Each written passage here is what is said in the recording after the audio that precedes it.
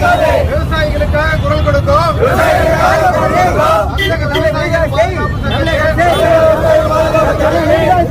வஞ்சிக்காதே.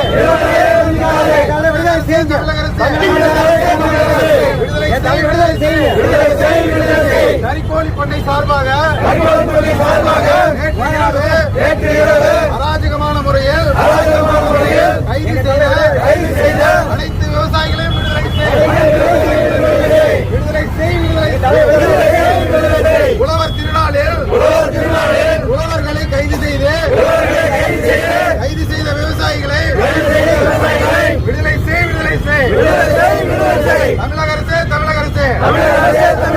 விடுதலை செய்யாவிட்டால் தமிழகம் முழுவதும் உள்ள அனைத்து விவசாயிகளையும் ஒன்றிணைத்து மாபெரும் போராட்டங்களை வழிநடத்துவோம்.